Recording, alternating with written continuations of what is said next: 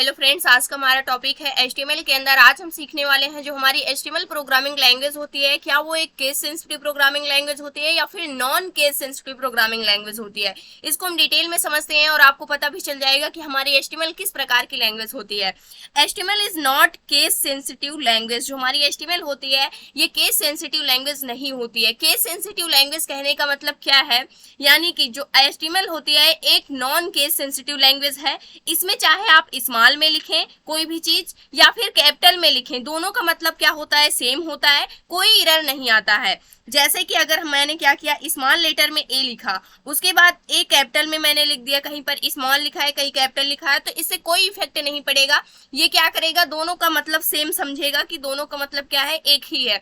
इसलिए जो हमारी HTML होती है ये नॉट केस सेंसिटिव लैंग्वेज होती है। जैसे कि हमने यहाँ से देखा और भी लैंग्वेज होती है। अगर यहाँ पर हम देखें तो HTML ये टैग है हमारा, HTML ये पैराग्राफ टैग है, हेड टैग है, बॉडी टैग है। यहाँ पर मैंने सभी को स्मॉल में लिख रखा है, लेकिन यहाँ पर मैंने सभी को कैपिटल में लिख रखा है। तो आप दोनों तरीके से यूज कर सकते हैं, चाहे HTML यहाँ पर HTML टैग को स्मॉल में लिखें या फिर कैपिटल में लिखें, दोनों का मतलब क्या होता है, सेम होता है। अब हम देखते हैं जो हमारी लैंग्वेज होती है, यहाँ पर केस सेंसिटिव और नॉन केस सेंसिटिव लैंग्वेज कहने का क्या मतलब है। अगर हम लैंग्वेज की बात करें तो लैंग्वेज टू टाइप की होती है। जो फर्स्ट होती है हमारी, ये कैसी लैंग्वेज होती है, केस सेंसिटिव लैंग्वेज होती है।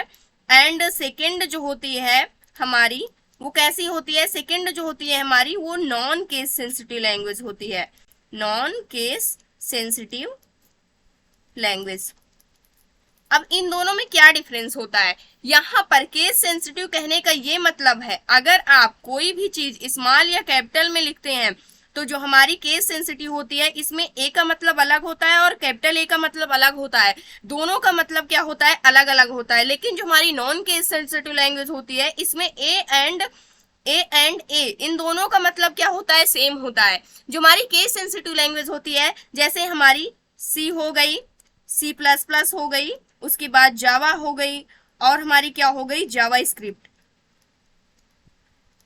ये सारी हमारी कैसी लैंग्वेज है, ये सारी हमारी केस सेंसिटिव लैंग्वेज है। ये सारी लैंग्वेज हमारी केस सेंसिटिव है। लेकिन अगर यहाँ पर नॉन केस सेंसिटिव लैंग्वेज की बात करें तो HTML हो गई हमारी और यहाँ पर SQL हो गई, स्ट्रक्चर्ड क्वेरी लैंग्वेज। ये सारी लैंग्वेज हमारी क्या है, नॉन केस सेंसिटिव लैंग्वेज है। इसका मतलब क्या है, अगर आप C++, जावा स्क्रिप्ट में प्रोग्राम लिख रहे हैं तो वहां पर जो चीज आपको स्मॉल लेटर में लिखनी है अगर उसको आप कैपिटल कर देते हैं तो वहां पर आपको एरर मिलेगा, एरर का फेस करना पड़ेगा। लेकिन जो हमारी नॉन केस सेंसिटिव लैंग्वेज होती है इसमें चाहे आप कैपिटल की जगह स्मॉल करें या फिर स्मॉल की जगह कैपिटल करें, कोई इफेक्ट नहीं पड़ेगा आपके प्रोग्राम के ऊपर, कोई भी एरर नहीं मिलेगा। इसलिए जो हमारी HTML एंड SQL होती है ये हमारी नॉन केस सेंसिटिव लैंग्वेज होती है। लेकिन सबसे बेटर यूज करने का तरीका होता है हमारा कि हम केस सेंसिटिव लैंग्वेज के जैसे ही हमेशा सभी लैंग्वेज में बिहेव करें। जैसे कि हमारी क्या हो जाए, यानी कि अगर मैं क्या कर रही हूँ, HTML में कोड लिख रही हूँ तो वहां पे भी हमें हमेशा यही कोशिश करें कि हमेशा हम केस सेंसिटिव को ही यूज करें, यानी कि हमेशा सारे कोड हम किस में लिखें, स्मॉल लेटर में ही लिखें, ताकि आगे चल करके अगर हम कोई अदर लैंग्वेज सीखते हैं तो वहां पर हमें कोई प्रॉब्लम ना हो। जैसे कि हम आगे चल करके जावा स्क्रिप्ट सीखने वाले हैं तो पहले से हमारी हैबिट ये बनी रहेगी कि हमेशा हमें स्मॉल लेटर में ही कोड करने की आदत रहेगी, तो वहां पर हमें क्या करना नहीं पड़ेगा, जो भी एरर आते हैं हमारे केस सेंसिटिव और नॉन केस सेंसिटिव से रिलेटेड उससे हम क्या कर जाएंगे, बच पाएंगे।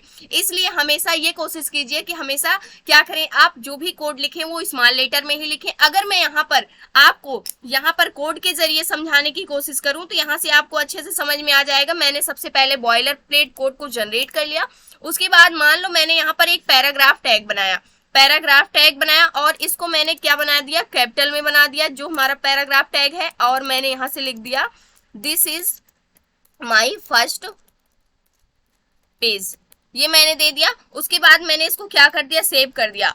अगर यहाँ से आप देखें तो ये सारा किसमें लिखा है, मैंने कैपिटल में टैग को यूज किया हुआ है, लेकिन हमारा रिजल्ट क्या आ रहा है, सेम आ रहा है। अगर मैं इन सभी को क्या कर दूं, स्मॉल कर दूं, यहाँ से मैंने क्या कर दिया, स्मॉल कर दिया, उसके बाद इसको भी मैंने क्या कर दिया, स्मॉल कर दिया यहाँ से, तो इसका भी रिजल्ट क्या होगा, सेम आएगा। अगर मैंने रिफ्रेश किया अपने पेज को तो सेम रिजल्ट आ रहा है। यानी कि HTML जो होती है हमारी नॉन केस सेंसिटिव लैंग्वेज होती है, इसमें कैपिटल और स्मॉल लेटर से कोई इफेक्ट नहीं पड़ता है हमारे प्रोग्राम के ऊपर, कोड के ऊपर।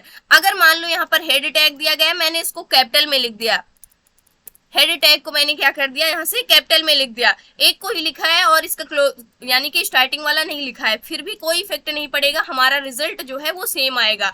तो इस प्रकार से हम किसका यूज करते हैं, जो हमारी HTML होती है वो क्या होती है, एक नॉन केस सेंसिटिव लैंग्वेज होती है, जिससे कोई इफेक्ट नहीं पड़ता कि आप स्मॉल में लिख रहे हैं अपने कोड को या फिर कैपिटल में लिख रहे हैं। आप सारी चीजें इसमें कैपिटल में लिख सकते हैं और सारी चीजें स्मॉल में लिख सकते हैं या फिर मिक्स करके लिख सकते हैं, लेकिन हमें हमेशा एक गुड प्रोग्रामर बनने के लिए हमेशा हम किस में लिखने वाले हैं, हमेशा स्मॉल लेटर में ही अपने कोड को लिखने वाले हैं। जहां पर जरूरत होगी कैपिटल में लिखने की, वहां पर हम कैपिटल का यूज करेंगे। तो ये था आज का हमारा टॉपिक। आई होप दोस्तों अगर आज की इन्फॉर्मेशन आपको अच्छी लगी हो तो प्लीज वीडियो को लाइक करना, चैनल को सब्सक्राइब करना और दोस्तों के पास शेयर करना।